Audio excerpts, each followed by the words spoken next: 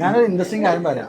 ഞാൻ ഒരിക്കൽ പാട്ട് പാടിയപ്പോ ആസിക്ക് എന്നോട് നിന്റെ പാട്ട് ഭയങ്കര ബോറാണ്, എന്നേക്കാൾ നന്നായിട്ട് ഞാൻ പാടും. പുള്ളി രണ്ടുപേരും പാടി നന്നായി പാടും. ഞാൻ നന്നായി പാടും. എന്നിൽ നിന്നും പറന്നു പോയൊരു ജീവചൈതന്യമേ,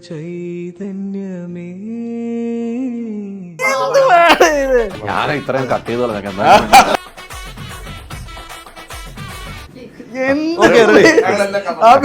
റെഡി ഞാൻ റെഡി.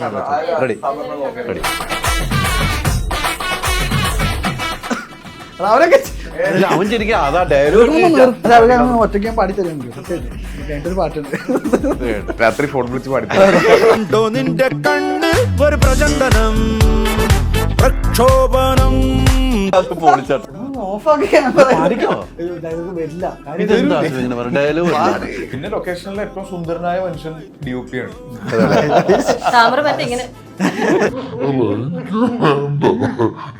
അവിടുത്തെ ഏറ്റവും രസകരമായ മുഹൂർത്തം ചായ കുടിക്കാൻ പോകുന്നത്. താമറും ചായയും താമറിന്റെ പാട്ടും നമ്മളും ശരിക്കും ഒരു ഫുഡ് ട്രിപ്പും കൂടെ ഉണ്ടായിരുന്നു. താമറിന്റെ ഒരു കോളം എന്ന് അറിയാം, ഫുഡ് കഴിക്കാനായിരിക്കും. ഞാൻ ഇത്രയും ചോദിച്ചിട്ട് ഞാൻ ഇനി അത് എനിക്ക് മലയാള സിനിമയിൽ ഇതുവരെ ആരോടും ഇത്ര കാര്യം ആദ്യമായിട്ട് ഇത്രയും ചോദിക്കുന്നത്. ഒരു പാട്ടായിട്ട് പറയാം.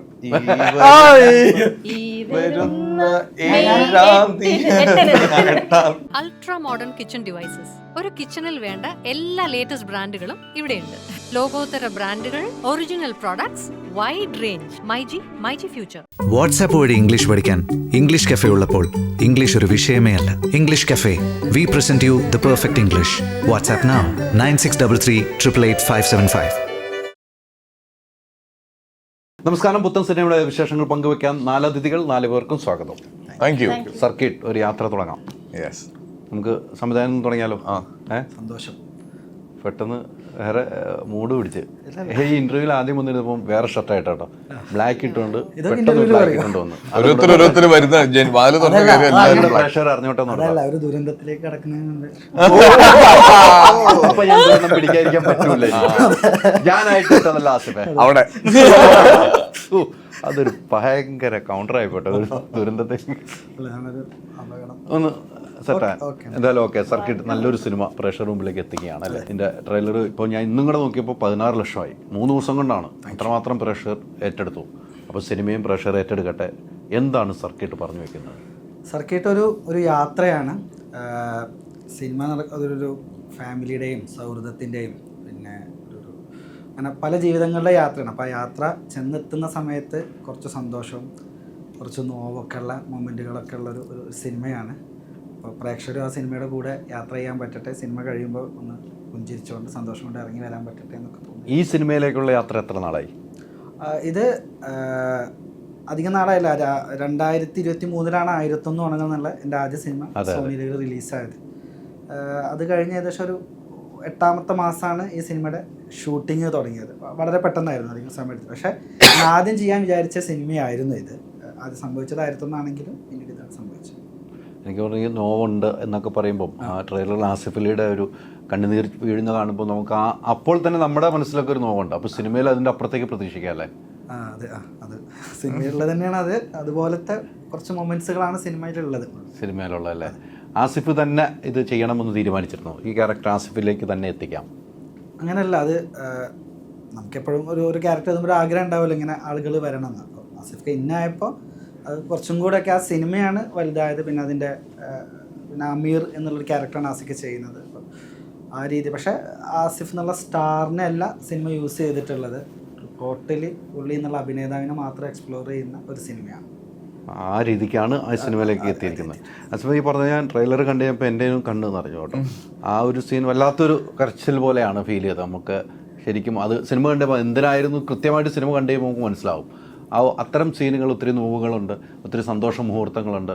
നിങ്ങളുടെ ഒരു യാത്രയുണ്ട്, കുട്ടിയുമായിട്ടുള്ളൊരു യാത്രയുണ്ട്. എനിക്ക് ആടുജീവിതത്തിലുള്ള പോലെ വണ്ടിയിൽ ട്രക്കിലിരുന്ന് പോകുന്ന ജീവിതം കണ്ടു. ഗൾഫിലാണ് അത് ഷൂട്ടൊക്കെ കണ്ടിരുന്നു. അത്തരം ഒരു സിറ്റുവേഷനിലേക്ക് എത്തുമ്പം ആസിഫിന് എന്താണെന്ന് ഈ സിനിമയെക്കുറിച്ച് തോന്നുന്നത്? എനിക്ക് പേഴ്സണലി ഈ സിനിമ കാണുമ്പോൾ ഒരുപാട് കാര്യങ്ങൾ കണക്റ്റ് ആവും. ഇപ്പോൾ കുട്ടികളുള്ളവർക്ക് കുട്ടിയെ പാരൻറ്റിങ്ങിനെ പറ്റിയിട്ടുള്ള കാര്യങ്ങൾ മനസ്സിലാവും. ദുബായിൽ പോകുമ്പോൾ നമുക്കറിയാം, ദുബായിലാണ് ജോലി എന്ന് പറയുമ്പോൾ എല്ലാവരുടെയും വിചാരം ഭയങ്കര കളർഫുൾ ആണ്, ഭയങ്കര അങ്ങനത്തെ ആൾക്കാരും ഉണ്ട്. പക്ഷെ അവിടെ പോയിട്ടൊരു ദുബായിൽ സ്ട്രഗിൾ ചെയ്യുന്ന ഒരു കാറ്റഗറി ഓഫ് ആളുകളുണ്ട്. നമ്മൾ ഇവിടെ നിന്ന് നാട് വിട്ടു പോയി അവിടെ സർവൈവ് ചെയ്യാൻ വേണ്ടി എന്തൊക്കെ ചെയ്യാൻ പറ്റുമെന്ന് നോക്കി നിൽക്കുന്നത്. അപ്പൊ അങ്ങനെയുള്ള കാര്യങ്ങൾ മുതലാണ് ഇപ്പൊ ഈ അമീർ എന്ന് പറഞ്ഞ എന്റെ ക്യാരക്ടറിന് അവിടെ ചെന്ന് അവിടെ സർവൈവലിന്റെ ഒരു പ്രശ്നം വരുന്നതും ജോലി അന്വേഷിച്ചുള്ള യാത്രകളും ഇന്റർവ്യൂസ് ആ ട്രെയിലറിന്റെ തുടക്കത്തിൽ കാണിക്കുന്നുണ്ടല്ലോ ഞാനൊരു ഇന്റർവ്യൂവിന് ഇരിക്കുന്നത്. അങ്ങനെയൊക്കെ ഉള്ള ഒരുപാട് പേരെ കണക്ട് ചെയ്തിട്ടുള്ള ഒരു ക്യാരക്ടറാണ് എൻ്റെ. പേഴ്സണലി എനിക്കൊരു ഭയങ്കര കുഞ്ഞി ഇമോഷണൽ ആയിട്ടുള്ള നല്ലൊരു സിനിമയായിട്ട് തന്നെയാണ് ഇത് ഫീൽ ചെയ്തത്. അങ്ങനെ ഒരു ഇമോഷണൽ സിനിമ ചെയ്ത് വെച്ച് കഴിഞ്ഞപ്പോൾ ഇതിപ്പോൾ ഇപ്പോൾ കണ്ടു കാണുള്ളൂ, സിനിമ ഡബിങ് കണ്ടു കഴിയുമ്പോൾ സ്വയം കണ്ടു നിറഞ്ഞിട്ടുണ്ടാവുമല്ലോ. സിംഗ് സൗണ്ട് ആയിരുന്നു. സിംഗ് സൗണ്ട് ആയിരുന്നു അല്ലേ? എങ്കിലും സിനിമ കണ്ടോ? കണ്ടു. എനിക്ക് കണ്ണു നിറഞ്ഞെന്ന് വെച്ചാൽ ഇപ്പം നമ്മൾ അഭിനയിച്ച ഒരു സിനിമ ഒരിക്കലും നമുക്ക് ആസ്വദിച്ച് കാണാൻ പറ്റില്ല. നമ്മുടെ മനസ്സിലേക്ക് ഈ ഫസ്റ്റ് നറേഷൻ തമർ വന്ന് എൻ്റെ അടുത്ത് കഥ പറഞ്ഞപ്പോൾ ഉണ്ടായ അതേ ഫീലിലേക്ക് ആ സിനിമ എത്തിയിട്ടുണ്ടോ എന്ന് മാത്രമേ എനിക്ക് ജഡ്ജ് ചെയ്യാൻ പറ്റുള്ളൂ. അതിൽ ഞാൻ ഭയങ്കര ഹാപ്പിയാണ്. ഈവൻ നമ്മൾ ഷൂട്ട് ചെയ്യുമ്പോൾ തന്നെ ഞങ്ങൾ ഈ ഒരു സാധാരണ ഒരു സിനിമ ഷൂട്ട് ചെയ്യുന്ന പോലത്തെ ബഹളവും ഒന്നും ഉണ്ടായിട്ടില്ല. നമ്മൾ വളരെ റിലാക്സ്ഡ് ആയിട്ട് വളരെ ആസ്വദിച്ച് ഷൂട്ട് ചെയ്തൊരു സിനിമയാണ്. മൊത്തം ഇത് 100% അവിടെ തന്നെയാണ് ഷൂട്ട് ചെയ്തത്, ദുബൈയിലായിരുന്നു. എനിക്ക് തോന്നുന്നത് ഞാൻ കാണാത്ത കുറേ ദുബായിൽ പോകുമ്പോൾ എപ്പോഴും നമ്മൾ കാണുന്നത് ദുബായുടെ ആഘോഷവും കളറും ലൈഫ് സ്റ്റൈലും ഒക്കെ ആണല്ലോ. ഇത് കുറെ കൂടെ സാധാരണ ഒരു ചിലപ്പം നമുക്ക് കേരളമായിട്ട് തന്നെ തോന്നുന്ന പല സ്ഥലങ്ങളും ഉണ്ട് ദുബായിൽ. നിങ്ങൾക്ക് കൃത്യമായിട്ട് അറിയായിരിക്കും. ഈ റാസൽ ഖൈമയിലും ഫുജറയിലും ഒക്കെ നമ്മൾ പോകുമ്പോൾ മലയാളി കമ്മ്യൂണിറ്റീസും അവിടെ ജോലി ചെയ്യുന്ന ആളുകളൊക്കെ കാണാം. അപ്പൊ അങ്ങനത്തെ ഒരു അറ്റ്മോസ്ഫിയറിലാണ് ഈ സിനിമ ഷൂട്ട് ചെയ്തത്. എനിക്ക് തോന്നുന്നു മൂന്നാമത്തെ സിനിമയാണ് ഹിറ്റടിക്കാൻ പോവാണെന്നാണ് ഞാൻ ഇപ്പോഴേ ഓപ്പണായിട്ടൊക്കെ പറയാം. ഈ സിനിമയുടെ കുറച്ച് ഭാഗങ്ങൾ കണ്ടപ്പോഴും കുറച്ച് ഞാൻ അജിത്ത് ഷർത്തക്കയായിട്ട് സംസാരിച്ചപ്പോൾ ഈ സിനിമയുടെ ഒരു കാര്യങ്ങൾ പറഞ്ഞു വെച്ചപ്പോൾ എനിക്കത് ഹിറ്റ് എന്നൊരു മനസ്സിലേക്ക് സ്വയം തോന്നുന്ന ഒരു പ്രേക്ഷകൻ എന്ന നിലയിലേക്ക് തോന്നണം കേട്ടോ. ആസിഫ് എന്ന ആളുടെ അടുത്ത് പ്രേക്ഷകൻ എന്ന നിലയിലേക്ക് തോന്നിയേക്കണം. എന്തായാലും ഇപ്പോൾ ചെയ്തു വരുന്ന സിനിമകളെല്ലാം ഹിറ്റുകളിലേക്ക് പോകുന്നുണ്ട്. ഒരു നല്ലൊരു കാലമായിട്ട് തന്നെ ആസിഫിന് മാറിയിട്ടുണ്ട്. പണ്ട് നമ്മൾ ചോദിച്ചിട്ടുണ്ട് ഒന്ന് മാറ്റി പിടിച്ചുകൂടെ എന്ന് ചോദിച്ചപ്പോൾ മാറ്റി പിടിച്ചുകൊണ്ട് തന്നെ വരുന്നു. അതിൽ നിന്നും മാറ്റി പിടിച്ച് ഈ വേറൊരു സിനിമയിലേക്ക് വരുന്നു. ആസിഫ് സ്വയം മാറുകയാണോ, കഥാപാത്രങ്ങൾ ഡയറക്ടർ കൊണ്ട് മാറ്റി തരികയാണോ? തീർച്ചയായിട്ടും ഡയറക്ടേഴ്സിന്റെ മിടുക്ക് തന്നെയാണ്. ഇപ്പം എൻ്റെ എല്ലാ സിനിമകളിലും എല്ലാ പെർഫോമൻസിനെ പറ്റിയൊക്കെ പറയുമ്പോൾ അതിൻ്റെ ശരിക്കും അതിൻ്റെ എല്ലാ ക്രെഡിറ്റ്സും പോകുന്നത് എൻ്റെ ടീമിനാണ്. ഇപ്പം ഒരു ഡയറക്ടർ എന്നെ നന്നായിട്ട് ഉപയോഗിക്കാൻ അല്ലെങ്കിൽ എന്നെ കൈകാര്യം ചെയ്യാൻ പറ്റിയില്ലെങ്കിൽ ആ സിനിമയിൽ ഞാൻ മോശമായിരിക്കും. അത് തീർച്ചയായിട്ടും അവരെ ഡിപ്പെൻഡ് ചെയ്ത് തന്നെയാണ് എൻ്റെ ക്യാരക്ടേഴ്സ് എല്ലാം നിൽക്കുന്നത്. പിന്നെ ഇതിലേക്ക് വരുമ്പോൾ തമറിനെ ഞാൻ എടുത്ത് പറയണ കാര്യം, തമർ ദുബായിൽ വർഷങ്ങളായിട്ട് ദുബായ് സെറ്റിൽഡ് ആയിട്ടുള്ള ഒരാളാണ്. ഇതിൽ ക്യാരക്ടേഴ്സിൻ്റെ പല മാനറിസംസും തമറിൻ്റെ എഴുത്തിൽ ഞാൻ കോപ്പി ചെയ്യുന്നതല്ല, തമർ എഴുതിയപ്പോൾ എനിക്ക് തോന്നുന്നത് എവിടേക്കോ തമറിൻ്റെ കുറേ എക്സ്പീരിയൻസസ് ഉണ്ട്. പിന്നെ പേഴ്സണലി ഞാൻ ഒരു ഫാദറാണ്. എൻ്റെ കുട്ടിക്ക് ഓൾമോസ്റ്റ് ഇത്രയും ഏജ് തന്നെയുണ്ട്. അപ്പം ഞങ്ങളൊക്കെ ഷെയർ ചെയ്യുന്ന കുറേ ബോണ്ടിങ്ങും ഇമോഷൻസും എല്ലാം ആ സ്ക്രിപ്റ്റിൽ ഭയങ്കര രസമായിട്ട് വന്നിട്ടുണ്ട്. അപ്പം അതൊക്കെ കൊണ്ടാണ് ഞാൻ ഈ സിനിമയ്ക്ക് ഭാഗമാവാം എന്ന് തീരുമാനിച്ചത്. അത് വിജയമാകട്ടെ, നമ്മൾ കാത്തിരിക്കാം. എങ്ങനെയാണ് ഈ സിനിമ കഥ കേട്ട് കഴിഞ്ഞപ്പോൾ പല സിനിമകൾ ചെയ്തു അല്ലേ? പല സിനിമകളിൽ നല്ല അവാർഡുകൾ കിട്ടുന്നു, വിവാദങ്ങൾ വരുന്നു, ചർച്ചകളാകുന്നു. പക്ഷെ വീണ്ടും സർക്കിട്ട് എന്നൊരു സിനിമയിലേക്ക് എത്തിയപ്പോൾ എന്താണ് തോന്നിയത്? ഞാൻ ഓൾറെഡി താമറിന്റെ ഇതിന് മുമ്പുള്ള 1000 ലൈസ് 1900 കണ്ടിട്ടുണ്ടായിരുന്നു. സ്ക്രിപ്റ്റ് വായിച്ചു കഴിഞ്ഞപ്പോഴും എനിക്ക് ഒരു ട്രസ്റ്റ് ഓൾറെഡി ഉണ്ടായി 1000 ലൈസ് കണ്ടതുകൊണ്ട് തന്നെ. പിന്നെ നമ്മൾ സംസാരിച്ചു, അല്ലാണ്ട് നറേഷൻ ഉണ്ടായിരുന്നു. അപ്പം എനിക്ക് ഇതുവരെ ചെയ്തിട്ടില്ലാത്ത ഇത്രയുള്ള ഒരു കുട്ടിയുടെ അമ്മയായിട്ട് ഞാൻ ഇതുവരെ ചെയ്തിട്ടില്ല. അപ്പം മാത്രമല്ല അതിനകത്തൊരു സ്പേസ് ഉണ്ട്, എല്ലാവർക്കും ഉണ്ട്, അതുപോലെ എനിക്കും ഉണ്ട്. അപ്പം എന്തായാലും പിന്നെ ഇത്രയും ഇൻട്രസ്റ്റിംഗ് ആയിട്ടുള്ള കാസ്റ്റ്, എന്തായാലും അങ്ങനെയാണ് ഡിസൈഡ് ചെയ്തത് ചെയ്യാന്നുള്ളത്. ആസിഫുമായിട്ട് ഞാൻ ടേക്ക് ഓഫിലുണ്ട്, പക്ഷെ കോമ്പിനേഷൻ ഇതിനാണല്ലോ കോമ്പിനേഷൻ ഉണ്ടോ ഉള്ളത് നമുക്കറിയാം. പക്ഷെ എന്തായാലും രണ്ടാമത്തെ സിനിമയാണ്, ഒരു സിനിമയുടെ ഭാഗമായിട്ട് രണ്ടാമത്തെ സിനിമയാണ്. ഈ നേരത്തെ ഞാൻ പറഞ്ഞല്ലോ, ഒത്തിരി സിനിമകൾ ചെയ്യുമ്പോഴും വെറൈറ്റികളാണ് നമ്മൾ തേടി പോകുന്നില്ല. നമുക്ക് ചെയ്യാൻ പറ്റുന്ന കഥാപാത്രം നമ്മൾ ഏത് സ്വീകരിക്കാം. നമ്മൾ ഒരു ആക്ടറാണ്, ആക്ടേഴ്സിന് നമുക്ക് കിട്ടുന്ന കഥാപാത്രം സ്വീകരിക്കുക എന്നുള്ളതാണ്. അങ്ങനെ സെലക്ഷൻ ചെയ്യാൻ തുടങ്ങി. ഇനിയുള്ള യാത്രയിൽ പല പ്രശ്നങ്ങളുണ്ടാകുമ്പോൾ ഇനി കഥ കേൾക്കുമ്പോൾ ഒന്ന് സെലക്റ്റീവ് ആകാം എന്ന് സ്വയം തീരുമാനിച്ചിട്ടുണ്ട്. എനിക്ക് കുറച്ചും കൂടി ഒരു കൊമേഴ്ഷ്യൽ സ്പേസിലോട്ട് വരണം എന്നുണ്ട്.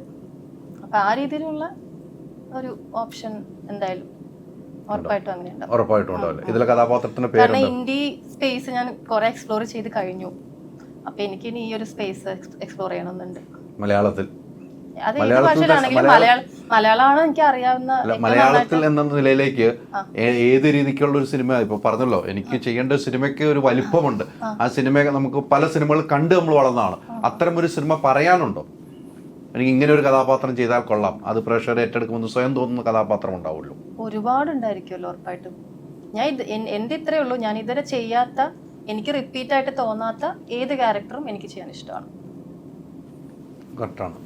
അങ്ങനെ റിപ്പീറ്റില്ലാതെ തന്നെ പോകണം. അപ്പോഴാണ് ഒരു കലാകാരനും കലാകാരിക്കും ഉടനീളം നല്ല സിനിമകൾ ചെയ്യാൻ പറ്റുള്ളൂ. നമ്മൾ ഒരു സിനിമയിൽ നിന്ന് അടുത്ത സിനിമയിലേക്ക് വ്യത്യാസം വേണം. ആസിഫ് ഇപ്പോൾ പിടിച്ചു പോകുന്ന ആ റൂട്ട് അത് തന്നെയാണ് എനിക്ക് മനസ്സിലാകുന്നത്. അങ്ങനെ തന്നെ വേണം, തീർച്ചയായിട്ടും. അതെ, എനിക്ക് തോന്നുന്നു അവിടെയും ദുബായിലും ജോലി അന്വേഷിച്ച് ആ ജോലി ചെയ്യാൻ പറ്റില്ല എന്നാണ് പറഞ്ഞത്. എനിക്ക് ജോലി ഉണ്ട് ഓൾറെഡി. അത് പറ്റില്ല എന്നാ പറഞ്ഞത്. മടുത്തെന്ന് പറഞ്ഞത്. ശമ്പളം കുറവാ, ഭാര്യയുടെ തൊല്ല, പല പ്രശ്നങ്ങളും അങ്ങനെ ജീവിതത്തിൽ കുറെ പ്രശ്നങ്ങളിലൂടെ കടന്നു പോകുന്നൊരു ദുബായിക്കാരനാണ്. എനിക്ക് തോന്നുന്നു നല്ല സിനിമകളുടെ ഭാഗമാകുമ്പോഴാണ് നമുക്ക് ചെറിയ വേഷങ്ങളാണ് നല്ല സിനിമയുടെ ഭാഗമായ ഒരു വ്യക്തിയാണ് താങ്കൾ. നല്ല സിനിമകളുടെ ഭാഗമായിട്ടുണ്ട്. ഈ സർക്കിട്ടിലേക്ക് എത്തി ആസിഫിൻ്റെ കൂടെ, ഈ നല്ലൊരു ആളുകളുടെ കൂടെ, ഒരു പയ്യൻ്റെ കൂടെ, ആ കുട്ടിയുടെ അഭിനയം ഞാൻ മികച്ചതായിട്ട് തന്നെ പറയണ്ട. കുട്ടി ഭയങ്കര അഭിനയം കാഴ്ചവെച്ചെന്നാണ് എനിക്ക് മനസ്സിലാക്കാൻ കഴിഞ്ഞത്. അത്തരമൊരു സിനിമയുടെ ഭാഗമാകുമ്പോൾ എന്താണ് തോന്നുന്നത്? ഈ വലിയ കാസ്റ്റിംഗ് ഒന്നുമില്ല, എന്നാൽ ഉള്ളതെല്ലാം നല്ല ആളുകളാണ്, നല്ല പ്രൊഡക്ഷൻ ടീമാണ്. അതെങ്ങനെയാണ് മനസ്സിലാക്കി ഒരു സിനിമയിലേക്ക് പോയത്, ഈ സിനിമയിലേക്ക് എത്തുമ്പോൾ? ഇത് ആദ്യം കഥയാണ് അതിൻ്റെ എനിക്ക് ഇൻട്രസ്റ്റിംഗ് ആയിട്ട് തോന്നിയത്. താമര 1900 ഞാൻ കണ്ടിട്ടുണ്ടായിരുന്നില്ല. താമര കഥ പറഞ്ഞതിന് ശേഷമാണ് 1900 കണ്ടത്. എടുക്കാൻ പറ്റുമോ?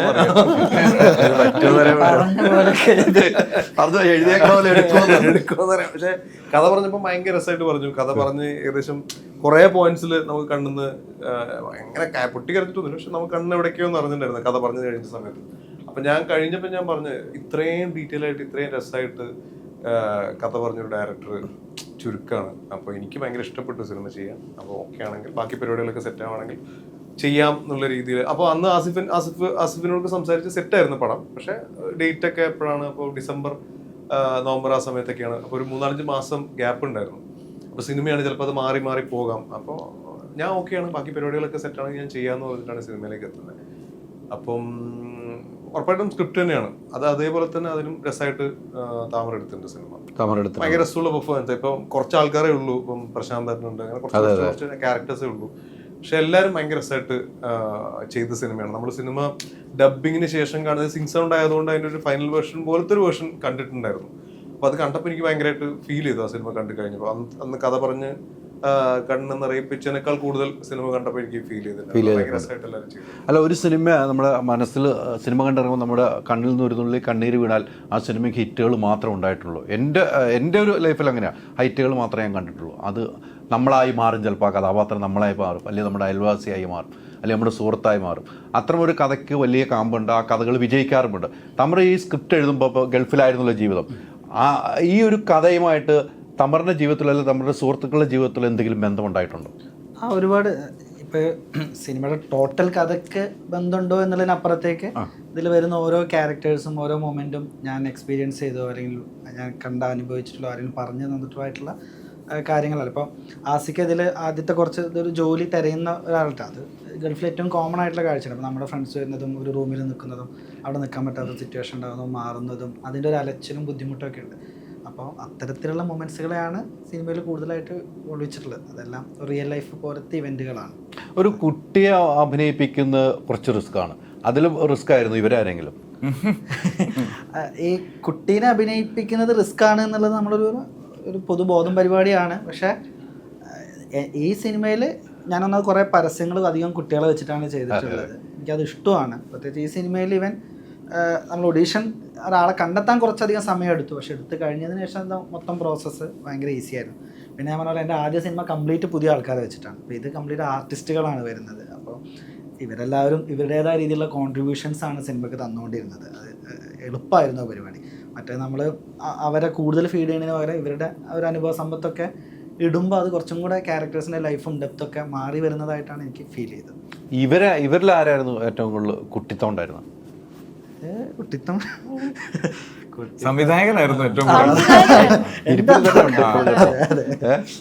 ഞങ്ങൾ എല്ലാവരും ഒരു ട്രിപ്പ് പോലെയായിരുന്നു ഈ സിനിമ ചെയ്തത്. ഒരു സർക്കിട്ട് ആയിരുന്നു. പിന്നെ ഒന്ന് ഈ ജപ്പു ക്യാരക്ടർ ചെയ്യുന്ന ഒർഹാൻ, അവന്റെ ഏജ് അതാണ്. അപ്പൊ നമുക്കൊരു ഇപ്പം നിങ്ങൾ ചോദിച്ച പോലെ ഈ നമുക്ക് വാശി പിടിച്ച് നിർബന്ധിച്ച് ദേഷ്യപ്പെട്ട് അഭിനയിപ്പിക്കാൻ പറ്റില്ല കുട്ടികളെ കൊണ്ട് ചെയ്യിപ്പിക്കുമ്പോൾ.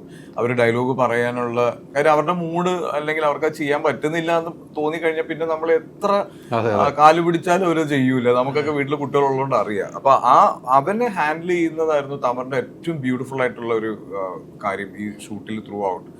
പ്രത്യേകിച്ച് ഇതിന് ഒരുപാട് നൈറ്റ് ഷൂട്ട്സ് ഉണ്ടായിരുന്നു. പബ്ലിക് സ്പേസിലാണ് ഷൂട്ട് ചെയ്തുകൊണ്ടിരുന്നത്. അപ്പം ചില സമയത്ത് തിരക്കുണ്ടാവും, ചില സമയത്ത് നമുക്ക് മാറിയിരിക്കാൻ ഒരു സ്പേസ് ഉണ്ടാവില്ല. അപ്പം എല്ലാവരും കൂടെ വട്ടം കൂടി ഇരിക്കും. അപ്പം അങ്ങനെ ഇവനെ കംഫർട്ട് ചെയ്യുക എന്നുള്ളതായിരുന്നു നമ്മൾ ആദ്യം എടുത്തിരുന്ന ഒരു തീരുമാനം. പക്ഷേ ഈ ഷൂട്ട് തുടങ്ങി കഴിഞ്ഞപ്പോഴത്തേക്കും ഈ ജപ്പു എന്ന് പറഞ്ഞ ക്യാരക്ടർ എന്താണോ നമ്മൾ മനസ്സിൽ കണ്ടിരുന്നത്, ഇവനൊരു ഹൈപ്പർ ആക്റ്റീവ് ഡിസോർഡർ പോലത്തെ ഒരു ഇത് നമ്മൾ സ്ക്രിപ്റ്റിൽ ട്രെയിലറിൽ കാണിച്ചിട്ടുണ്ട്. അപ്പൊ അത് അങ്ങനെയൊക്കെ പെർഫോം ചെയ്യണം ഇവൻ. അപ്പൊ ഇവൻ ഓൾറെഡി ഇവനൊരു ഇച്ചിരി ഹൈപ്പർ ആക്റ്റീവ് ആണ്. ഇവന്റെ ഇൻസ്റ്റഗ്രാം പേജസ് ഒക്കെ കണ്ടാൽ നമുക്ക് അറിയാം. അപ്പൊ അത് കൃത്യമായിട്ട് ഉപയോഗിച്ച് ഡയലോഗ്സ്, എനിക്ക് തോന്നുന്നു സിനിമ ഷൂട്ട് തുടങ്ങുന്നതിന് മുന്നേ തന്നെ ഫുൾ ഡയലോഗ്സ് ഇവൻ തമർ അവനെ കൊണ്ട് പറയിപ്പിച്ച് അതിന്റെ മൂഡ് മനസ്സിലാക്കി കൊടുത്തിട്ടുണ്ട്. ഈ ക്യാരക്ടേഴ്സ് തമ്മിൽ ഓരോ സമയത്തും ഇവർ തമ്മിലുള്ള റിലേഷൻ എങ്ങനെയാണെന്നും അതൊക്കെ കൃത്യമായിട്ട് ഈ ജപ്പു മനസ്സിലാക്കി. ഭയങ്കര രസമുള്ളൊരു ഷൂട്ടായിരുന്നു. അപ്പൊ ഈ കുട്ടിത്തം ചോദിച്ചുകൊണ്ടാണ്. അപ്പൊ ഇവനെ ഹാൻഡിൽ ചെയ്യാൻ തമർ ആ ഏജിലേക്ക് പോവായിരുന്നു എന്നാണ് എനിക്ക് തോന്നിയത്. അതാണ് തമറിലേക്ക് കുട്ടിത്തം എത്തിയത് അല്ലേ? അല്ല, സിംഗ് സൗണ്ടും ആണ്, ഡയലോഗ്സ് ഉണ്ട്. ഇപ്പൊ ഞാൻ നേരത്തെ വേറൊരു ഇന്റർവ്യൂവിൽ പറഞ്ഞു, നമ്മൾ ഈ കുട്ടികൾക്ക് വേണ്ടിയിട്ട് ഡയലോഗ്സ് എഴുതുന്നത് ഭയങ്കര പ്രശ്നമുള്ള കാര്യമാണ്. വലിയ ആളുകൾ സംസാരിക്കുന്ന പോലെ കുട്ടികൾക്ക് ഡയലോഗ് എഴുതി കഴിഞ്ഞാൽ അവരത് പറയുമ്പോൾ അത് ഭയങ്കര ആർട്ടിഫിഷ്യൽ ആയിരിക്കും. അപ്പൊ ഇവരുടേതായ ഭാഷയിൽ ഇവരുടേതായ ശൈലിയിൽ ഇത് പറയണം. അപ്പൊ അത് ഒക്കെ ഇങ്ങനെ ഈ പറയുന്ന പോലെ എന്നാൽ വളരെ ലിമിറ്റഡ് സമയത്താണ് ഷൂട്ട് ചെയ്യുക. കാര്യം നൈറ്റ് ഷൂട്ടൊക്കെ നടക്കുക എന്ന് പറയുമ്പോൾ അറിയാലോ, നമുക്ക് ലൈറ്റ് അപ്പ് ചെയ്ത് കഴിഞ്ഞ് ആ ഷോട്ട് എടുത്ത് ഡേ ലൈറ്റ് വന്നതിന് മുന്നേ ഷൂട്ട് തീർക്കുക എന്ന് പറഞ്ഞുകൊണ്ട്. പിന്നെ ഡിസംബറൊക്കെ ആയപ്പോഴത്തേക്കും തണുപ്പ്, ദുബായിയുടെ ആ വേർഷൻ നമ്മൾ ഒത്തിരി പേര് കണ്ടിട്ടില്ല. തണുപ്പ് തുടങ്ങിക്കഴിഞ്ഞാൽ നിൽക്കാൻ പറ്റാത്ത തണുപ്പാണ്. അപ്പൊ ഈ ഏജിൽ ഇവനെ കൊണ്ട്, ഇതാണ് ഞങ്ങളുടെ കോസ്റ്റ്യൂം ഈ സിനിമയിൽ മൊത്തം. അപ്പൊ ഇവൻ ഈ ഷോർട്സും ടീഷർട്ടും ഇട്ടിട്ട് ഈ തണുപ്പത്ത് രാത്രി ഞങ്ങൾ ഒരുപാട് സീൻസ് ഉണ്ട്. മൊത്തത്തിൽ തമർ ആയിരുന്നു അവിടുത്തെ കുട്ടി. തമർ തന്നെയായിരുന്നു കുട്ടിത്തം. കുട്ടിയായിരുന്നു. ആ കുട്ടിയെ പോലെ തന്നെ താങ്കൾ ആ സിനിമയിൽ കുട്ടിത്തമായിരുന്നു എന്നാണ് ആസിഫ് പറഞ്ഞു വെച്ചിരുന്നത്.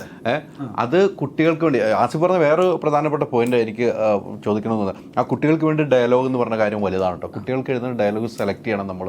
കുട്ടികൾക്ക് പറയാനുള്ള ഡയലോഗുകളാരും അത് സിംഗ് സൗണ്ടും കൂടെയാണ്. അത്രമാ ഡയലോഗുകളിൽ താങ്കൾ എങ്ങനെയായിരുന്നു കുട്ടിക്കുള്ള ഡയലോഗ് എന്നുള്ള രീതിയിലേക്ക് മാറ്റി വയ്ക്കുമ്പോൾ? എനിക്ക് ഏകദേശം ഇതേ പ്രായമുള്ള ഒരു മകളുണ്ട്. അപ്പോൾ അവർ പിന്നെ എൻ്റെ കൂട്ടുകാർക്കൊക്കെ ഇതേ ഏജിലുള്ള കുട്ടികളൊക്കെ ഉണ്ട്. അപ്പോൾ അവർ നമ്മളോട് നോർമൽ ലൈഫിൽ എങ്ങനെയാണോ സംസാരിക്കുന്നത്, അപ്പോൾ അതാണ് ഞാൻ അതിൻ്റെ ഒരു മീറ്റർ പിടിച്ചിട്ടുണ്ടായിരുന്നത്. അപ്പോൾ അതിലപ്പുറത്തേക്ക് കട്ടിയുള്ള വാക്കുകൾ കൊടുക്കാതിരിക്കുക, അല്ലെങ്കിൽ എങ്ങനെയാണോ വീട്ടിൽ നോർമലായിട്ട് ബിഹേവ് ചെയ്യുക ആ രീതിയിൽ സംസാരിക്കുക പറയാമെന്നത്. പക്ഷെ അവൻ ഭയങ്കര ഇൻ്റലിജൻ്റ് ആയ പയ്യനാണ് ഒർഹാൻ. അപ്പോൾ എന്താണോ നമ്മൾ പറഞ്ഞത് കറക്റ്റ് ക്യാപ്ചർ ചെയ്തിട്ട് ഡെലിവറി ചെയ്യാനുള്ള ഒരു കപ്പാസിറ്റി ഉണ്ടായിരുന്നു. അപ്പോൾ ഞാൻ പറഞ്ഞത് അവന് മനസ്സിലായി, അത് അവൻ തിരിച്ച് ഡെലിവറി ചെയ്തു. സിംഗ് സൗണ്ട് ആകുമ്പം കുറച്ച് റിസ്ക് ആയിരുന്നില്ലേ? റിസ്ക്. പിന്നെ ഈ സിനിമ കുറേയൊക്കെ ഒരു ക്ലോസ്ഡ് സർക്യൂട്ടുള്ള പരിപാടികളൊക്കെയാണ്. പക്ഷെ അങ്ങനെ സിംഗ് സൗണ്ടിൻ്റേതായിട്ടുള്ള ബുദ്ധിമുട്ടൊന്നും അല്ലെങ്കിൽ നോർമൽ ടെക്നിക്കൽ ബുദ്ധിമുട്ടുള്ള അപ്പുറത്തേക്ക് പെർഫോമൻസിലോ ഡയലോഗ്സിലോ ഒന്നും പ്രശ്നമൊന്നുമില്ല. ദിവ്യ നേരത്തെ പറഞ്ഞ ഈ പ്രായത്തിലുള്ള ഒരു മോൻ്റെ അമ്മയായിട്ട് അഭിനയിക്കുകയാണെന്ന് പറഞ്ഞു, ആദ്യമായിട്ട് അങ്ങനെ ചെയ്യാമെന്ന് പറഞ്ഞു. അതിൻ്റെ ഒരു തയ്യാറെടുപ്പുണ്ടല്ലോ, നമുക്ക് ഇത്രയും പ്രായമുള്ള ഒരു മോൻ ഞാൻ അമ്മയാകുന്നു എന്നുള്ളൊരു തയ്യാറെടുപ്പുണ്ടാവണം. അങ്ങനെ ഒരു തയ്യാറെടുപ്പ് എന്തായിരുന്നു ഈ സിനിമയ്ക്ക് വേണ്ടി ചെയ്തത്? ഞാൻ നോർമലി ഇങ്ങനെ ആൾക്കാരെയൊക്കെ ഒബ്സർവ് ചെയ്യുന്ന ആളാണ് കൂടുതൽ. അപ്പോൾ എന്തായാലും എൻ്റെ വീട്ടിൽ എനിക്ക് 2 സിസ്റ്റേഴ്സും ഉണ്ട്, അവർക്ക് കുട്ടികളുണ്ട്. അവർക്ക് മാത്രമല്ല നമ്മുടെ റിലേറ്റീവ്സിലും സറൗണ്ടിങ്സിലും ഒക്കെ ഉണ്ടല്ലോ. അപ്പം എൻ്റെ ആ ഒരു ഒബ്സർവേഷൻ എന്നാണ് എപ്പോഴും ഞാൻ ഉള്ളതിൽ നിന്ന് ഞാൻ റെഫറൻസ് എടുക്കാറുണ്ട്. പ്ലസ് നമ്മുടെ താമർ ഡയറക്ടർ പറഞ്ഞു തരുന്ന നോട്ട്സും കൂടെ, അങ്ങനെയാണത് മാക്സിമം അത് മീറ്റ് ചെയ്യാൻ ട്രൈ ചെയ്തിട്ടുണ്ട്. പല സീനുകളും നിങ്ങൾ തമ്മിൽ ഒരുമിച്ചുള്ള സീനുകളുണ്ട്, കുട്ടിയായിട്ടുള്ള സീനുകളുണ്ടല്ലോ. ദീപക്കും ഞാനും കുട്ടിയാണ് മെയിനായിട്ട് വരുന്നത്. പിന്നീടാണ് ആസിഫിലേക്ക് എത്തുന്ന തമ്മിൽ കാണുന്നത്, ആസിഫിലേക്ക് എത്തുന്നതെന്ന് എനിക്ക് തോന്നുന്നു. സിനിമ കാണുമ്പോൾ വരാം അല്ലെ, ഇത് നമുക്ക് ട്രെയിലർ കാണുമ്പോൾ അങ്ങനെ നിങ്ങൾ നേരത്തെ ദീപക്ക് പറഞ്ഞോ ഭാര്യയുടെ ഒരു ശല്യം, ജോലിയുടെ ഒരു പ്രശ്നം എല്ലാം പറഞ്ഞപ്പോൾ നിങ്ങൾ തമ്മിലാന്നുള്ള എല്ലാവർക്കും മനസ്സിലായല്ലോ. ആ കുട്ടിയുമായിട്ട് നിങ്ങളുടെ ഒരു യാത്ര ഉണ്ടല്ലോ, സിനിമയ്ക്ക് സെപ്പറേറ്റ് ഒരു യാത്ര ഉണ്ടല്ലോ, സിനിമയിലൂടെ ഒരു യാത്ര ഉണ്ടല്ലോ, അതെങ്ങനെ ഉണ്ടായിരുന്നു എക്സ്പീരിയൻസ്? അത് ഞാനും കഴിഞ്ഞ ഇന്റർവ്യൂവിൽ പറഞ്ഞ പോലെ ഇപ്പൊ ആസ് ആൻ ആക്ടർ എന്നുള്ള രീതിയിലാണല്ലോ ഇപ്പൊ സെറ്റിൽ, എന്നാൽ കൂടി പേഴ്സണൽ സ്പേസിലാണെങ്കിലും ഭയങ്കര അവൻ ഹൈപ്പർ ആക്റ്റീവ് ആണ്. ഈ പറഞ്ഞ പോലെ അങ്ങനത്തെ ആക്ടിവിറ്റീസ് ഉണ്ട് അവന്റെ കയ്യിൽ. പക്ഷെ അത് ഭയങ്കര അച്ചടക്കത്തോടെ ഹാൻഡിൽ ചെയ്യുന്ന പോലെയാണ് എനിക്ക് തോന്നിയിട്ടുള്ളത്. സെറ്റിലാണെങ്കിലും ഒക്കെ ഭയങ്കര പ്രൊഫഷണൽ ആക്ടറായിട്ടാണ് എനിക്ക് തോന്നിയത് എല്ലാ രീതിയിലും. ഇപ്പം മേക്കപ്പ്, അവിടെ മേക്കപ്പ് റൂമിലാണെങ്കിലും അവിടെ ആണെങ്കിലും എപ്പോഴും അലേർട്ടാണ്. എന്നെ വിളിച്ചോ ഷോർട്ടായോ, ഞാനാണോ എന്ന് എപ്പോഴും ചോദിച്ചുകൊണ്ടിരിക്കും. അപ്പൊ അത് ഈ ഒരു പ്രായത്തിൽ തന്നെ അത്രയും പ്രൊഫഷണൽ ആയിട്ട് അതിനെ അപ്രോച്ച് ചെയ്യുന്നു എന്നുള്ളത് വലിയ കാര്യമല്ല. ഇപ്പൊ ഞങ്ങള് നേരത്തെ ഒരു ഇന്റർവ്യൂവിന് ഇവിടെ ഇരിക്കുമ്പോൾ ഞങ്ങൾ 4 പേര് മാത്രമേ ഉള്ളൂ. അപ്പൊ അവൻ ഇതിൽ ഇങ്ങനെ നടന്നു വന്നത് നോക്കി നിൽക്കുമ്പോ ദിവ്യ വിളിച്ചിട്ട് അവനെ മടിയിലിരുത്തി. അപ്പൊ ഈ ആങ്കർ ഇവന്റെ അടുത്ത് എന്തോ ഒരു ചോദ്യം ചോദിച്ചിട്ട് അവൻ മറുപടി പറയണതിന് തൊട്ട് മുന്നേ പറഞ്ഞു എനിക്ക് മൈക്കില്ല. ശ്രദ്ധയാണ്. അപ്പൊ എനിക്ക് മൈക്കില്ല, എനിക്ക് മൈക്ക് വെക്കാത്തോണ്ട് സംസാരിച്ച് കിട്ടൂല്ലോ. അപ്പൊ അത്രയും പ്രൊഫഷണൽ ആണ് അവൻ. അപ്പൊ അവന് കാര്യങ്ങളൊക്കെ ചെയ്യും. പക്ഷെ അപ്പോഴും ഞാൻ ഈ പറയുന്ന പോലെ അത്രയും പേഷ്യൻസും അത്രയും ഒരു അച്ചടക്കവും ഇല്ലെങ്കിൽ ഒരു സിനിമയിൽ ഒരു കുട്ടിക്ക് അഭിനയിക്കാൻ കുറച്ച് ടഫാണ് ഹാൻഡിൽ ചെയ്യാൻ. അത് എനിക്ക് ഫീൽ ചെയ്തിട്ടില്ല. അങ്ങനെ ഒരു ഫീലേ ഉണ്ടായിട്ടില്ല. നിങ്ങളായിട്ടൊന്ന് അടുക്കാൻ ഒരു സമയം എടുത്തിരുന്നു? അത് സർപ്രൈസിംഗ്ലി ഭയങ്കര കുറവായിരുന്നു. നോർമലി നമ്മൾ അത്തരം വരുമ്പോൾ ആദ്യം നമ്മൾ ഇന്ന് ഈ കുട്ടിയെ കംഫർട്ട് ചെയ്യുക എന്നുള്ളതാണ്, കുട്ടിയായിട്ട് ഒരു വൈബ് മാച്ച് ചെയ്യുന്നത്. അപ്പൊ അങ്ങനത്തെ കുറച്ച് നമ്മുടെ ഭാഗത്ത് നമ്മൾ ഫോഴ്സ്ഫുള്ളി ഒരു എഫേർട്ട് ഇട്ടിട്ട് ഒരു ഒന്ന് കമ്പനി ആയി അവനെ ഒന്ന് പാമ്പർ ചെയ്തൊക്കെയാണ് നമ്മൾ സാധനം. പക്ഷെ ഇവൻ നേരെ വന്നത് തന്നെ ഫുൾ ഓൺ ആയിട്ടായിരുന്നു. ഞങ്ങളെല്ലാവരും ഇപ്പൊ ഇവരുടെ വീട്ടിലെ സീക്വൻസ് ഒക്കെ എടുക്കുമ്പോൾ ഭയങ്കര റിയൽ ആണ്. ആ ഫാമിലി ലൈഫ് നമുക്ക് ഇവരുടെ രണ്ടുപേരുടെയും അവനോടുള്ള കെയറിങ്ങും അവന്റെ പ്രശ്നങ്ങളും അതൊക്കെ ഭയങ്കര റിയൽ ആയിട്ട് തന്നെ ഫീൽ ചെയ്തു. അപ്പൊ അതിന് വേണ്ടിയിട്ട് അവനെടുത്ത എഫേർട്ട് ഭയങ്കര രസം. പിന്നെ ഞങ്ങൾ തമ്മിൽ ഒരുമിച്ചുള്ള സീക്വൻസസ് കാണുമ്പോൾ മനസ്സിലാവും ഒത്തിരി ബുദ്ധിമുട്ട് ഉണ്ടായിട്ടുണ്ട് പല സമയത്തും ഷൂട്ട് ചെയ്യുമ്പോൾ. പ്രത്യേകിച്ച് ഈ തണുപ്പിന്റെ കാര്യം പറഞ്ഞില്ലേ. അപ്പൊ ഇവൻ ഇന്ന് പറ്റൂല എന്ന് പറഞ്ഞാൽ ഷൂട്ട് ചെയ്യൂല നമ്മള്. കാര്യം ഇവനാണ് നമ്മുടെ ലൊക്കേഷനിൽ ഏറ്റവും ഇമ്പോർട്ടൻസ് നമ്മൾ കൊടുത്തിരുന്നത്. അപ്പൊ രാത്രിയൊക്കെ ഈ വെളുപ്പിന് 3:30 മണി എന്നൊക്കെ പറഞ്ഞു കഴിഞ്ഞാൽ അറിയാലോ, തണുപ്പ് തുടങ്ങി കഴിഞ്ഞാൽ ലിറ്ററലി ഷോട്ടിന് മുന്നേ ഇവൻ ജാക്കറ്റ് ഊരിക്കഴിഞ്ഞു കഴിഞ്ഞാൽ ഇങ്ങനെ വിറയ്ക്കും. അപ്പൊ ഷോട്ടിന് മുന്നേ ഞങ്ങൾ ഇങ്ങനെ ഇവനെ കെട്ടിപ്പിടിച്ച് നിൽക്കും. അപ്പൊ ഇവൻ ഇടയ്ക്കൊന്ന് കരയുകയൊക്കെ ചെയ്യും. അപ്പൊ നമുക്ക് പേടിയാവും. അപ്പൊ ഞാനിങ്ങനെ പയ്യവനോട് പറയും, എടാ മൂഡ് ഓക്കെ അല്ലെങ്കിൽ നമുക്ക് വേണമെങ്കിൽ ഇന്ന്, അപ്പം 2 ഉദ്ദേശമുണ്ട്, എന്റെയും കഴിയും അവനില്ലെങ്കിൽ. അപ്പൊ ഞാൻ അത് പറയും, വേണമെങ്കിൽ നമുക്ക് നാളത്തേക്ക് പ്ലാൻ ചെയ്യാം ഈ സീക്വൻസ് എന്ന് പറയും. അപ്പൊ ഇവൻ പോയിട്ട് ഇങ്ങനെ ഇരുന്നിട്ട്, ജപ്പു എന്താ വേണ്ടേ, ജപ്പുന് ഷൂട്ട് നിർത്തണോ, വേണ്ട, അപ്പൊ നമുക്ക് ഷൂട്ട് ചെയ്യാം എന്ന് പറയും. എന്നിട്ട് ഇവര് മറ്റേ എന്താണ് കടിഞ്ചായ കൂടിയാണ് ഒരു ചായം കുടിച്ചു കഴിഞ്ഞാൽ ഇവൻ ആ ഷോട്ട് കഴിയണ വരെ അവിടെ നിൽക്കും. പിന്നെ കാറുകൾ ഭയങ്കര ഇഷ്ടമാണ്. റോഡിൽ കൂടെ ഒരു വണ്ടി പോയാൽ ആ വണ്ടി ഏതാന്ന് ചോദിച്ച് മനസ്സിലാക്കും. ഭയങ്കര ആക്റ്റീവാണ്. ഈ രാത്രിയൊക്കെ നമ്മള് ലൊക്കേഷനിലെ യൂണിറ്റിലെ ആളുകളൊക്കെ ഈ കണ്ടിന്യൂസ് ആയിട്ട് ഒരു 8 ദിവസം 9 ദിവസമൊക്കെ നൈറ്റ് പോയി കഴിഞ്ഞാൽ നമ്മളെല്ലാം ഒന്ന് വാടി തളർന്നൊക്കെ വരുന്ന സമയത്തും ഇവനാണ് ലൊക്കേഷനിൽ ഒരു പവർ കൊടുത്തുകൊണ്ടിരുന്നത്. ഇവന്റെ ഒരു ആക്ടിവിറ്റി, ഓട്ടവും അത്യാവശ്യം ആക്രോബാറ്റിക്സ് ഒക്കെ ചെയ്യുവാൻ. അപ്പൊ അതൊക്കെ കാണിച്ച് ആൾക്കാരെ എന്റർടൈൻ ചെയ്യും. അത് ഈ സിനിമയുടെ ഏറ്റവും പെർട്ടിക്കുലർ കാസ്റ്റിംഗ് ഇത് തന്നെയായിരുന്നല്ലോ. ഏറ്റവും സമയമെടുത്ത് എനിക്ക് തോന്നുന്നത് ആ സമയത്ത് എന്റെയും തമറിന്റെയും വാട്സാപ്പ് ചാറ്റിൽ മുഴുവൻ ഈ പല കുട്ടികളുടെ അതായത് എല്ലാ കുട്ടികളും ഇങ്ങനെ അയച്ചിട്ട് ഓരോ സീക്വൻസ് ടെസ്റ്റ് ചെയ്തിട്ട് അയച്ചു തരും. കാരണം ഈ ക്യാരക്ടർ നിന്നില്ലെങ്കിൽ ഈ സിനിമ നിൽക്കില്ല. അപ്പൊ അത് ആ കാത്തിരിപ്പും ആ പരിപാടിയെല്ലാം വർക്കായിട്ടുണ്ട്. ഈ നേരത്തെ പറഞ്ഞ പോലെ ഒരു അടുപ്പം ഉണ്ടാവണല്ലോ. ഒരു സിനിമയിലെ അച്ഛനിലേക്ക് ഒരു അടുപ്പം ഉണ്ടാവണല്ലോ. എന്ത് പറയുമ്പോഴും അനുസരിക്കണം, അനുസരണ കേട് കാണിക്കണം. അതെങ്ങനെയായിരുന്നു നിങ്ങൾ തമ്മിലുള്ള ഒരു ഇന്ററാക്ഷൻ എങ്ങനെയായിരുന്നു? ഇല്ല, അവൻ ശരിക്കും ഷോട്ടിന് വന്നു കഴിഞ്ഞാൽ നമ്മളിപ്പോ കുറെ എക്സ്പീരിയൻസ്ഡ് ആയിട്ടുള്ള ഒരു 10-15 പടം ചെയ്ത ഒരാളിനെ പോലെയാണ് നമുക്ക് ഫീൽ ചെയ്യുക. വന്നു കഴിഞ്ഞാൽ കറക്റ്റ് എന്താണ് ഭയങ്കര കറക്റ്റ് ആയിരുന്നു അവൻ ചെയ്തുകൊണ്ടിരുന്നത്. ഡയലോഗ്സുകൾ കറക്റ്റ് ആയിരുന്നു. അവന്റെ ഒരു ഡയലോഗ് തെറ്റിയിട്ട് നമ്മൾ റീടേക്ക് എടുക്കുകയോ അല്ലെങ്കിൽ ശരിയായിട്ടില്ല എന്ന് വന്ന് പറഞ്ഞാൽ അങ്ങനെ സിനിമയിൽ സംഭവിച്ചിട്ടില്ല. അപ്പൊ അതുകൊണ്ട് നമുക്കിപ്പം അതിന് മുന്നേ കണ്ട ജപ്പും ഷൂട്ട് ചെയ്യുന്ന സമയത്ത് കണ്ട ആ ക്യാരക്ടർ തമ്മിൽ ഭയങ്കര ഡിഫറൻസ് ഉണ്ടാവും. ഭയങ്കര ആക്ടർ, ക്യാമറയുടെ മുമ്പിൽ ഭയങ്കര ആക്ടറാണ്. ക്യാമറ എന്നുള്ള പേടി അങ്ങനെ ഒന്നുമില്ല. അത് എനിക്ക് തോന്നുന്നു ഈ ഒരു കാലഘട്ടത്തിന്റെ പ്രത്യേകതയായിരിക്കും കേട്ടോ. അടിപൊളി. ഇപ്പൊ ഇവനായിട്ട് ഇപ്പൊ ആ ട്രെയിലറിൽ കാണിക്കുന്നുണ്ടല്ലോ, ലിഫ്റ്റിന്റെ പുറത്ത് നിന്ന് കരയുമ്പോ ഒരു പോയിന്റിൽ ദീപക് ഫ്രസ്ട്രേറ്റഡ് ആയിട്ട് ഇവനെ തൂക്കി എടുത്തുകൊണ്ട് പോവാന്ന് പറയുമല്ലോ. അതൊക്കെ ചെയ്യുമ്പോ ആദ്യം ഒന്ന് ദീപകും കോൺഷ്യസ് ആയിരുന്നു ഇവനെ അടിക്കുന്ന സീക്വൻസസ് ഉണ്ട്. അപ്പൊ അതൊക്കെ ചെയ്യുന്ന സമയത്ത് പക്ഷെ ഇവൻ ആ സ്പിരിറ്റിലാണ് അത് എടുക്കുന്നത്. അതായത് ആ അടിക്കുള്ള കുരുത്തക്കേട് എന്താണോ വേണ്ടത് അത് അവൻ ചെയ്തു തരുന്നുണ്ട്. പിന്നെ അതുപോലെ നമുക്കിപ്പോൾ അവനെ പിടിക്കുകയാണെങ്കിൽ തന്നെ അവൻ ഈ ബഹളം വെക്കുന്നതൊക്കെ, അതായത് അവൻ അഭിനയിക്കുകയെന്ന് അവൻ അറിയുകയും ചെയ്യാം എന്ന് വെച്ചിട്ട് ഇത് സ്ക്രീനിൽ ബോറാവാതിരിക്കണം, കുറച്ചെങ്കിലും സ്ട്രഗിൾ വേണം എന്നുള്ള രീതിയിൽ അവൻ പ്രോപ്പറായിട്ട് നമുക്ക് ശരിക്കും ഫീൽ ചെയ്യും. നമ്മളെ ഈ പറയുന്ന പോലെ ഇങ്ങനെ ഒരു പയ്യനെ പിടിക്കുന്നു എന്നുള്ള ഫീൽ ചെയ്തിട്ട് അവൻ കട്ട് വിളിക്കുന്നവരെ അത് ആ പെർഫോമൻസ് ചെയ്തുകൊണ്ടിരിക്കും. പിന്നെ സിങ് സൗണ്ട് ആയതുകൊണ്ട് തന്നെ സൗണ്ട് ഭയങ്കര ഇമ്പോർട്ടൻസ് ആണ്. അപ്പൊ ഈ പറയുന്ന ബഹളത്തിന്റെ ഇടയിൽ ഈ സൗണ്ട് ഇവൻ അലറണം. അപ്പൊ അത് എത്ര 2 ടേക്ക് വന്നാലും ഈ സാധനം ഈ സൗണ്ട് വരുന്നുണ്ട്. അതേപോലെ രാത്രി തണുപ്പത്ത് ഇടണം, നമുക്ക് തന്നെ ചിലപ്പോ വരില്ല, അപ്പോഴാണ് അല്ലേ. ഞാൻ ഇടക്കിടക്ക് ഇവനോട് ചോദിക്കടാ ഇത് പോരെ മതിയല്ലേ ഇല്ല അങ്കിളെ ഞാൻ ഓക്കെയാ. ഭയങ്കര ബ്രില്യൻ്റാ. നമ്മൾ ഒരു പ്രാവശ്യം എവിടെയോ പോയിട്ട് തിരിച്ച് ലൊക്കേഷനിലേക്ക് പോകും, അല്ലെങ്കിൽ ഹോട്ടലിലേക്ക് വരുന്ന സമയത്ത് ഗൂഗിൾ മാപ്പിൽ ഇല്ലാണ്ട് അവൻ പറഞ്ഞിട്ടാണ് നമ്മൾ ലൊക്കേഷൻ നമ്മൾ ഏതോ യാത്രയില് വഴി അറിയാം. മറ്റേ ബിൽഡിങ്ങിന്റെ അപ്പുറത്തല്ലേ എന്നൊക്കെ ചോദിക്കും. അത്രയും പോയാൽ നമുക്ക് ചിലപ്പോൾ പറ്റില്ല അല്ലേ. ഷൂട്ട് കഴിഞ്ഞാൽ എങ്ങനെയെങ്കിലും വീട്ടിലെത്തിയാൽ മതി എന്നുള്ളത്, ഭയങ്കര ഇരിക്കാൻ എത്തിക്കാന്നുള്ളൂ.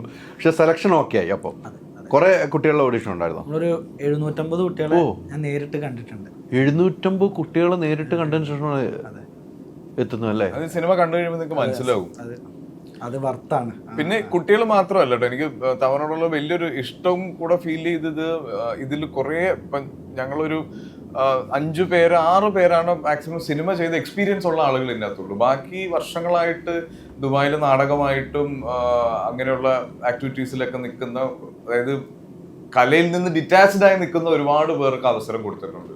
അപ്പോൾ ഇവിടെ നാട്ടിലൊക്കെ ഭയങ്കര ആക്റ്റീവായിട്ട് നിന്ന് ഈ ജോലിക്ക് വേണ്ടിയിട്ട് അവിടെ പോയി നിന്ന് സിനിമയിൽ നിന്നോ അല്ലെങ്കിൽ നാടകത്തിൽ നിന്നൊക്കെ ഡിറ്റാച്ച്ഡ് ആയിട്ട് നിന്ന ആളുകളെ കുറേ പേര് ഈ സിനിമയിൽ വേഷം കൊടുത്തിട്ടുണ്ട്. അപ്പൊ അതൊക്കെ അതിനൊക്കെ കാരണം എനിക്ക് തോന്നുന്നു കുറെ കൂടെയൊക്കെ ഒറിജിനൽ ആയിരിക്കും. കാണുന്ന സമയത്ത് ഈ ചെറിയ ക്യാരക്ടേഴ്സ് എല്ലാം ഭയങ്കര റിയൽ ആയിട്ട് തന്നെ ഫീൽ നമുക്ക് തോന്നില്ല. അവരെയൊക്കെ കണ്ടെത്തി എങ്ങനെയാണ് അവിടെ ഉള്ളവരെ? നമ്മുടെ സുഹൃത്ത് കുറെ നാൾ അവിടെ ഉണ്ടായിരുന്നു, അപ്പൊ ഇവരെ നമുക്ക് അറിയാം. അങ്ങനെയല്ല, അറിയാം എന്നുള്ളത് ഞാൻ എപ്പോഴും കാസ്റ്റ് ചെയ്യുമ്പോൾ കഥാപാത്രത്തിൻ്റെ ലുക്ക് ഉണ്ടോ എന്നുള്ളതാണ് ആദ്യത്തെ ഒരു പരിഗണന കൊടുക്കുന്നത്.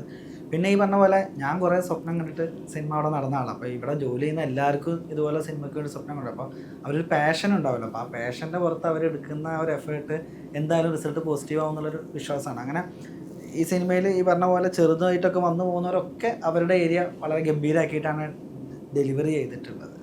ഈ 700 കുട്ടികളെ കണ്ടു കഴിഞ്ഞപ്പോൾ തന്നെ നമുക്ക് തന്നെ ആകെ ഒരു പ്രശ്നമായി കാണുമല്ലോ.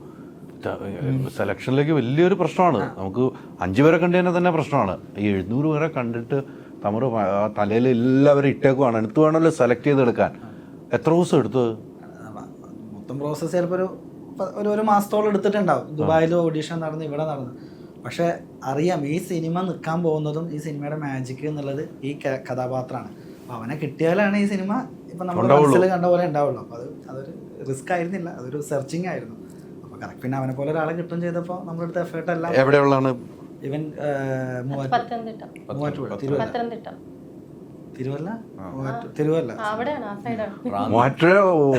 അല്ല കേട്ടോ, പത്തനംതിട്ട തിരുവല്ല, പിന്നെ അങ്ങോട്ട് പോയി. മൂവാറ്റുപുഴ അല്ല, എന്തായാലും വേറെ സിനിമയിലൊന്നും അഭിനയിച്ചിട്ടില്ല. ഏതൊക്കെയോ ചെറിയ സിനിമകളിലൊക്കെ, പക്ഷെ അത് നമ്മൾ കൺസിഡർ ചെയ്തിട്ടുണ്ടായിരുന്നില്ല. നമ്മൾ ഇവൻ ആദ്യമായിട്ട് കാണുമ്പോഴൊന്നും ഇൻസ്റ്റയിലുള്ള ആളാണെന്നൊന്നും ചെറിയ വേഷങ്ങൾ ചെയ്തു.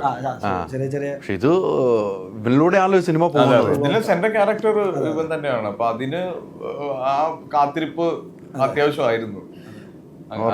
തമർ പറഞ്ഞ പോലെ ആ ക്യാരക്ടർ നിന്നില്ലെങ്കിൽ സിനിമ നിൽക്കില്ല. സിനിമയില്ല, നിങ്ങളാരും അഭിനയിക്കൂല, സിനിമയില്ലല്ലോ. അങ്ങനെയൊക്കെ ഉണ്ട്. സിനിമയ്ക്ക് പിന്നെയും യാത്രയുണ്ട്, നിങ്ങൾ ആരും ഉണ്ടാവില്ല. നമുക്ക് ഈ താരൻ സമീപറൊക്കെ കണ്ടറിയാലോ. അന്ന് അമീർ ഖാൻ വാദിച്ചത് ബെസ്റ്റ് ആക്ടറായിട്ട് ആ ദർശി സഫാരിക്ക് കൊടുക്കണം എന്നായിരുന്നു. അപ്പം അങ്ങനെ ഒരാളെ നമുക്ക് കണ്ടെത്തുക എന്നുള്ളൊരു റെഫറൻസ് വെച്ചിട്ടാണ് നമ്മളിങ്ങനെ സെർച്ച് ചെയ്തുകൊണ്ടിരുന്നത്. ഒരാളെ കിട്ടി, സൂപ്പറായിട്ട് വന്നു.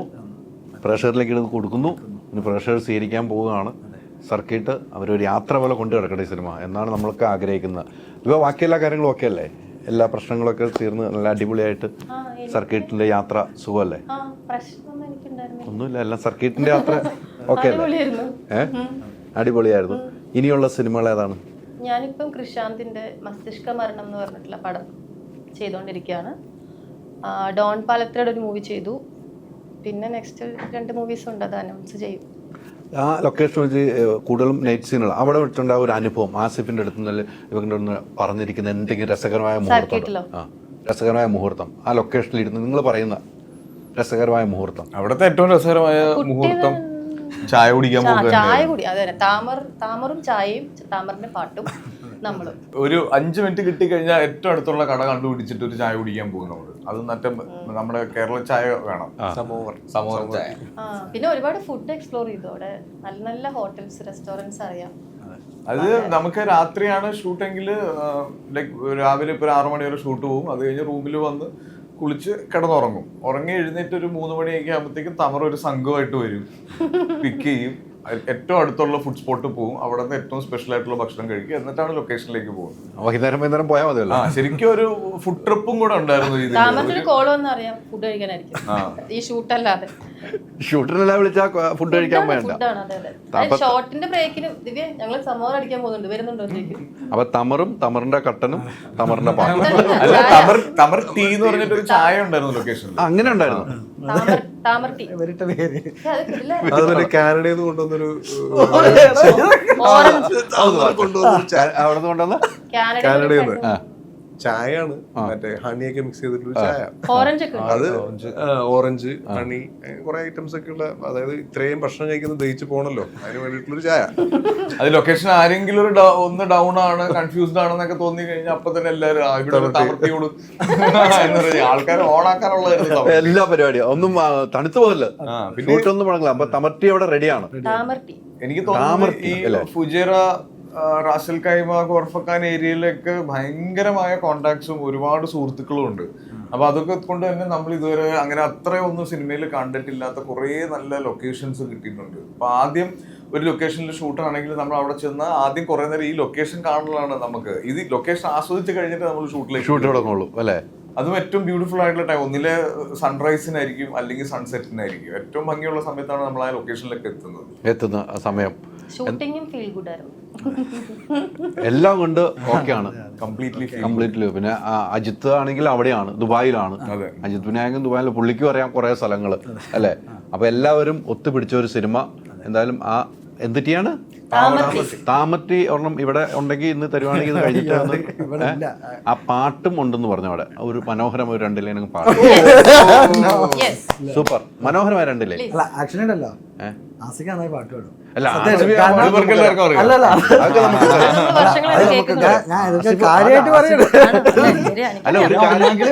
ഈ പാട്ട് എനിക്ക് തരേണ്ട അത്യാവശ്യം. കാരണം നിങ്ങൾ ആ കറുത്ത ടീഷർട്ട് ഇട്ട് പറഞ്ഞിട്ടുണ്ട് ആദ്യം എന്താന്ന് പറഞ്ഞ ഞെട്ടിക്കാനോ? അല്ല, അങ്ങനെയല്ല, ദുരന്തത്തിലേക്ക് വരാം. ഒരു ദുരന്തം ഇവിടെ ഉണ്ടായിട്ടില്ല, ഇതുവരെ ഉണ്ടായിട്ടില്ല. അതിനു വേണ്ടി എനിക്കൊരു പാട്ട്, അതൊരു പ്രതികാരമായിട്ട് എടുക്കരുത്. 2 ലൈൻ പാട്ട് മനോഹരമായി നിർത്താം. ഭയങ്കരമായിട്ട് പാട്ട് ആസ്വദിക്കുന്ന ആളാണ്. തമറിന്റെ കൂടെയുള്ള ഡയറക്ഷൻ ടീമിലെ എല്ലാവരും ഇവരിങ്ങനെ ഇരുന്ന് കഴിഞ്ഞിട്ടുണ്ടെങ്കിൽ എല്ലാവരും കൂടെ ഒരു ഗ്രൂപ്പ് സോങ് മൂഡിലേക്ക് എത്തും. നല്ല രസമായിട്ട് തട്ട് ചെറിയ കൊട്ടലൊക്കെ പാടും. അതൊക്കെ ഒരു ഐഡിയ ആയിരുന്നു. ഇവിടെ ഒന്ന് ഇന്റർവ്യൂ അടിപൊളിയായിട്ടുണ്ട്. ഇനി എന്തിനും ഒരു ആവശ്യമില്ല. നമ്മൾ കൊളാക്കണ്ട, അത് ഇത് ഗംഭീരമായിട്ട്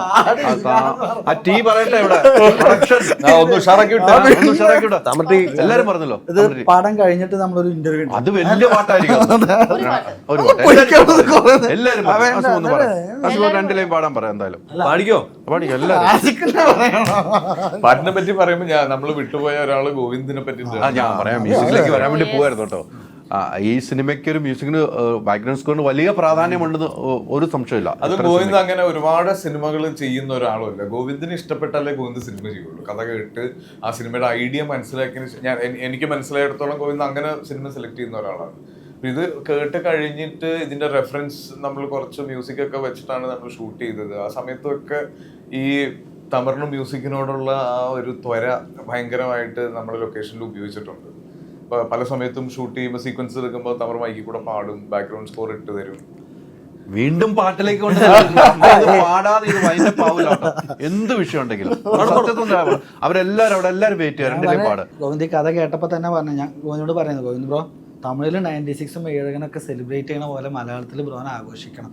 അപ്പോൾ പുള്ളി ഫസ്റ്റ് കട്ട് ഉണ്ടായിരുന്നു, ഇത് എൻ്റെ പടാടാ ഞാൻ ചെയ്യുകൊണ്ട് അങ്ങനെ ഇന്നായിട്ടുള്ള പ്രശ്നം. മാത്രമല്ല ഒരു സൗണ്ടൊക്കെ അയച്ചപ്പോൾ ഉള്ളിൽ ഇത് ഉണ്ടാക്കണമെങ്കിൽ വേറെ ഇൻസ്ട്രുമെൻറ്റ് വേണമെന്നുണ്ട്. പിറ്റേ ദിവസം കാണിക്കുന്നത് ഒരു ഷോപ്പിൽ പോയിട്ട് ആ ഇൻസ്ട്രുമെൻറ്റ് മേടിക്കുന്നതാണ്. ഞാനത് മേടിച്ചിട്ടുണ്ട്, അത് വെച്ച് ചെയ്യാനാണ്. അപ്പോൾ പുള്ളിയുടെ ഒരു ഗോവിന്ദ് വസന്ത മാജിക്കലുള്ള ഒരു സിനിമയാവും. ആ കുടുംബത്തിലെ അംഗത്തെ പോലെ തന്നെ നിന്ന. അങ്ങനെ ശരിക്കും എനിക്ക് ഓരോ നമ്മുടെ പോസ്റ്റ് പ്രൊഡക്ഷന്റെ ഓരോ അപ്ഡേറ്റ് കഴിയുന്ന സമയത്തും ഇതുപോലെ ഈ വൺ ടൈം വാച്ച് വീഡിയോ ആയിട്ട് ഓരോ സീക്വൻസ് ചെയ്ത് അയച്ചു തരും. ശരിക്കും നമ്മളെ കൊതിപ്പിക്കാന്ന് പറയില്ലേ, എങ്ങനെയുണ്ട് കേട്ട് നോക്ക എന്ന് പറഞ്ഞിട്ട് അയച്ചു തരും. അതുപോലെ എടുത്തു പറഞ്ഞ ഇതിന്റെ DOP അയാസ്, ഇവരെല്ലാരും ദുബായില്, അയാസ് ജനിച്ചു വളർന്നത് ദുബായിലാണ്. അപ്പൊ ദുബായ് നന്നായിട്ട് അറിയാം. ദുബായിയുടെ സൗന്ദര്യം എല്ലാ രീതിയിലുള്ളതും അറിയാം. ഇപ്പം ഞാൻ പറഞ്ഞില്ലേ, നമ്മൾ ഈ ഫുജറ കോർഫഖാൻ ഏരിയയിൽ ഷൂട്ട് ചെയ്യുമ്പോൾ നമ്മൾ കാണുന്ന ദുബായിൽ നിന്ന് വ്യത്യസ്തമായിട്ടുള്ള ഒരു അറ്റ്മോസ്ഫിയർ ഉണ്ട്. അത് ഭയങ്കര രസമായിട്ടാണ് അയാൾ ഷൂട്ട് ചെയ്തത്.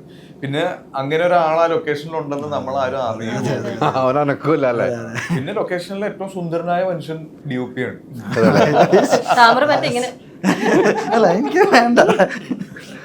കേട്ടിട്ട് അപ്പൊ നമുക്ക് അവസാനിപ്പിക്കാം. മനോഹരമായ രണ്ടിലെയും പാട്ടുണ്ട്. അതിന് വിടില്ല എന്ന് പറഞ്ഞാൽ വിടില്ല. ഒത്തിരി ഇന്റർവ്യൂ പെൻഡിങ് ആവും. ഇപ്പൊ ഒരു പ്രത്യേകത ഉണ്ട്. ഇപ്പൊ ആളുകൾക്ക് ഒരു തോന്നൽ ഞാൻ നന്നായി പാടുന്നു, അതങ്ങനെ നിൽക്കുന്നതാണ്. അത് തകർത്തല്ലേ? വേറെ ഒന്ന് പാടാം. ഞാൻ ഇത്രയും ചോദിച്ചിട്ട് ഞാൻ ഇനി അത് ഇത്രയും പാടില്ല. എനിക്ക് ഭയങ്കര മോശമായി പോകും. മലയാള സിനിമയിൽ ഇതുവരെ ആരോടും ഇത്ര കാര്യം ആദ്യമായിട്ട് ഇത്രയും ചോദിക്കുന്നത്. ഓക്കെ, ഞങ്ങളെല്ലാം കണ്ണട റെഡി. എല്ലാവരും നോക്കരുത്.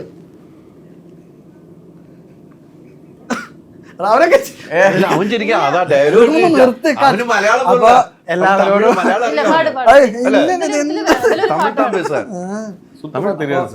എല്ലാവരോടും സിനിമ May 8 റിലീസാവുകയാണ്. നിങ്ങളെ പൂർണ്ണമായ സപ്പോർട്ട് വേണം. അതൊരു പാട്ടാക്കിട്ട് പറഞ്ഞു.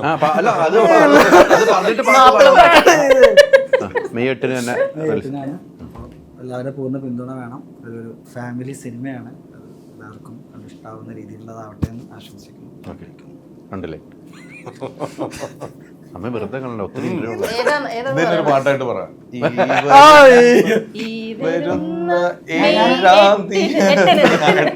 ഞാനൊരു ഇൻട്രസ്റ്റിംഗ് കാര്യം പറയാം. ഞാൻ ഒരിക്കൽ പാട്ട് പാടി ആസിക്ക് എന്നോട് നിന്റെ പാട്ട് ഭയങ്കര ബോറാണ്, എന്നേക്കാൾ നന്നായിട്ട് ഞാൻ പാടുന്ന പുള്ളി രണ്ടുപേരും പാടി. ബേസിക്കലി നന്നായി പാടും. എടാ ഞാൻ നന്നായി പാടും. പാട്ട് ഇവര് കേട്ടിട്ടുണ്ട്. നിന്റെ പാട്ടാണ് പാടില്ലെന്ന് ഞാൻ പറഞ്ഞിട്ടില്ല. ആസിഫ് പാടും, എനിക്കറിയാലോ. ഈ എപ്പിസോഡ് അവസാനമാകുമ്പോഴത്തേക്കും ലാഗ് ആവുന്നുണ്ട്. വേഗം അവസാനിപ്പിക്കാം, അല്ലെങ്കിൽ കമന്റ്സ് വരും. എല്ലാരും പെട്ടാൻ റെഡി ആയിരിക്കും. അതാരും വിളിക്കണ്ട ഫോണ്. അപ്പൊ ഒന്ന് ഓഫാക്കി വരില്ല. പാട്ടിന് ഡയലോഗാണോ? ഇപ്പൊ നമ്മള് മലയാള സിനിമയിൽ ഒരു ട്രെൻഡ് ഉണ്ട്. സിനിമ റിലീസ് ആയി കഴിഞ്ഞ് സൂപ്പർ ഹിറ്റ് ആയി കഴിഞ്ഞിട്ട് ഇമ്മീഡിയറ്റ്ലി നമ്മൾ ഓരോ ഇന്റർവ്യൂസും കൂടെ ചെയ്യും. കാര്യം നമുക്ക് വളരെ ലിമിറ്റേഷൻ ഉണ്ട് ഇപ്പൊ സിനിമയെ പറ്റി ഒരുപാട് റിവീൽ ചെയ്യാം. അപ്പൊ ഇതിന്റെ സക്സസിനോടനുബന്ധിച്ച് കൊടുക്കുന്ന ഇന്റർവ്യൂവിൽ പാടാം എന്നുള്ള തീരുമാനത്തിൽ ഞാൻ ഇത്രയും കട്ട് ചെയ്ത്